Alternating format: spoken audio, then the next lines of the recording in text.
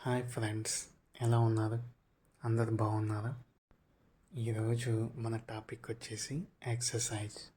అసలు నిజం చెప్పాలంటే ఎక్సర్సైజ్ స్టార్ట్ చేయాలి అని అనుకునే ప్రతి ఒక్కరికి ఒక కామన్ ఫీలింగ్ ఉంటుంది. నేను కరెక్ట్ డెసిషన్ తీసుకుంటున్నానా లేదా అని.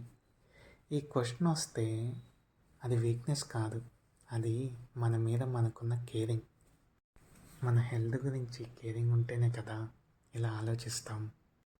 అసలు మనం ఎక్కడ కన్ఫ్యూజ్ అవుతామంటే, కొంతమంది ఏమో వాకింగ్ చేయమంటారు, ఇంకొంతమంది స్విమ్మింగ్ బెటర్ అంటారు, ఇంకొంతమంది జిమ్ జాయిన్ అవ్వాలి అంటారు, అదే ఇంకొంతమంది యోగా ట్రై చెయ్యి అంటారు. ఇవన్నీ విని మైండ్ కన్ఫ్యూజ్ అయిపోద్ది. ఏ ఎక్సర్సైజ్ బెస్ట్ మనకి అని చెప్పేసి. మనం ఎక్సర్సైజ్ చేయకపోవడానికి కారణం లేజినెస్ కాదు, కన్ఫ్యూజన్.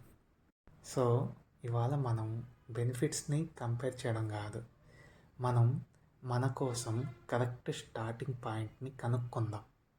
మనం ఎప్పుడు దేంట్లో అయినా బెస్ట్ ఏది అని చెప్పేసి సెర్చ్ చేస్తూ ఉంటాం. ఏదైనా కొనాలన్నా అన్నిట్లో ది బెస్ట్ చూస్తాం. అలా బెస్ట్ ఎక్సర్సైజ్ ఏది అని ఇప్పటికే మనం యూట్యూబ్లో కానీ ఏదైనా సోషల్ మీడియా యాప్లో కానీ సెర్చ్ చేసే ఉంటాం కదా. నిజానికి బెస్ట్ ఎక్సర్సైజ్ అనేది మన లైఫ్కి మ్యాచ్ అయ్యే ఎక్సర్సైజే. మీ ఫ్రెండ్కి ఒక ఎక్సర్సైజ్ వర్క్ అయి ఉండొచ్చు, అది మనకి వర్క్ అవ్వకపోయి ఉండొచ్చు. అందులో రాంగ్ ఏమీ లేదు. మనకి వర్క్ అయ్యే ఎక్సర్సైజ్లు మనకు ఉంటాయి. స్టెప్ 1, మీ ఎనర్జీని వినండి. ఒక చిన్న సెల్ఫ్ చెక్. ఒక రోజు ఎండ్ అయ్యే టైంలో మీ బాడీ మీకు ఏం చెప్తుంది?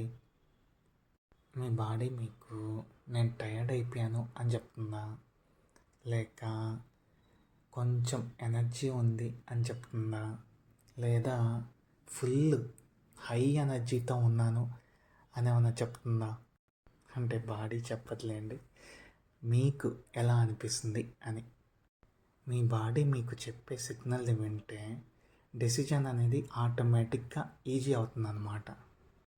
స్టెప్ 2, మీ స్టైల్ని యాక్సెప్ట్ చేయండి. ఇక్కడ జడ్జిమెంట్ ఇవేమీ ఉండవు.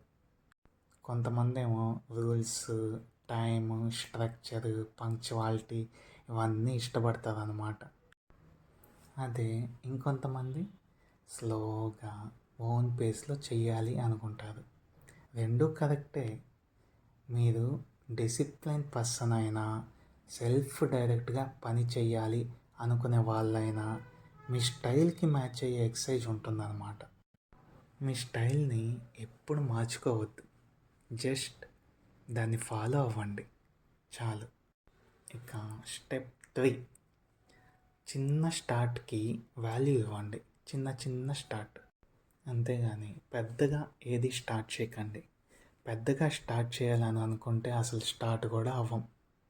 రోజుకి 10 మినిట్స్ వాకింగ్, 5 మినిట్స్ స్ట్రెచ్చింగ్, అంతే, అది చాలు. ఇది స్మాల్ కాదు, ఇది బిగినింగ్.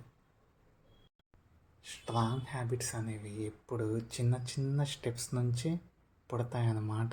సో స్టెప్ 4, మోటివేషన్ వస్తే టెంపరీ అవుతుంది, అదే ఈజీగా ఉంటే కంటిన్యూ అవుతుంది. మోటివేషన్ అనేది వస్తుంది పోతుంది, కానీ ఈజీగా ఉండడం రోజు రిపీట్ అవ్వడానికి హెల్ప్ అవుతుంది అన్నమాట. మీ ఇంటి దగ్గరలో ఏదైనా పార్క్ ఉందనుకోండి, అక్కడికి వెళ్ళి వాకింగ్ చేయండి. అదే మీ ఇంట్లో కొంచెం స్పేస్ ఎక్కువ ఉందనుకోండి, మీ ఇంట్లో హోమ్ వర్కౌట్స్ చేసుకోండి. సో ఫిట్నెస్ అనేది మీ లైఫ్లో యాడ్ అవ్వాలి, అంతేగాని ఫైట్ అవ్వకూడదు.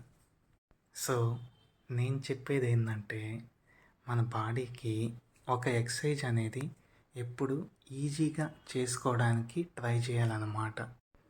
అంటే ఎలాగంటే, ఇప్పుడు మనం ఒక 10 మినిట్స్ నడిచామనుకోండి, ఆ 10 మినిట్స్ నెక్స్ట్ వీక్కి 15 మినిట్స్ మనకి ఈజీ అయిపోద్ది. అలానే ఇంకో వీక్కి 20 మినిట్స్ వాకింగ్ అనేది ఈజీ అయిపోద్ది. సో అలా ఏ ఎక్సర్సైజ్నైనా మనం బాడీకి ఈజీగా చేపించుకుందాం, ఈజీగా తయారయ్యేటట్టు. సో ఇలా ఎక్సర్సైజ్ అనేది బాడీకి ఈజీ అవుతుంది అంటే దానికి అర్థం బాడీ స్టామినా అనేది పెరుగుతూ ఉంది అని. సో ఇలా బాడీ స్టామినా పెరుగుతూ ఉంటే నెక్స్ట్ మనం జిమ్కి కూడా వెళ్తాం. జిమ్కి వెళ్ళాం కదా అని చెప్పి మజిల్స్ పెంచాలని హెవీగా చేయొద్దు. అప్పుడు కూడా నేను చెప్పిన పాయింట్స్ అన్నీ గుర్తుపెట్టుకోండి. జస్ట్ బాడీకి ఏదైనా ఈజీగా ఇవ్వండి. అప్పుడు ప్రతిరోజు మీరే కంటిన్యూటీతో వెళ్తూ ఉంటారు. ఇంకా మిమ్మల్ని ఎవ్వరు ఆపలేరు. మీ డెసిజన్ పర్ఫెక్ట్ అవ్వాలి అని టెన్షన్ పడకండి. స్టార్ట్ అయితే చాలు, మీ బాడీనే మీకు గైడ్ చేస్తుంది. వాకింగ్ అయినా, జిమ్ అయినా, స్విమ్మింగ్ అయినా ఫస్ట్ స్టెప్ తీసుకున్నందుకు మీ బాడీ మీకు ఎప్పుడు థ్యాంక్ యూ చెప్తూనే ఉంటుంది. సో స్లోగా స్టార్ట్ చేయండి, హ్యాపీగా కంటిన్యూ చేయండి. Thank you for listening. Next మళ్ళీ ఒక మంచి వీడియోతో కలుద్దాం.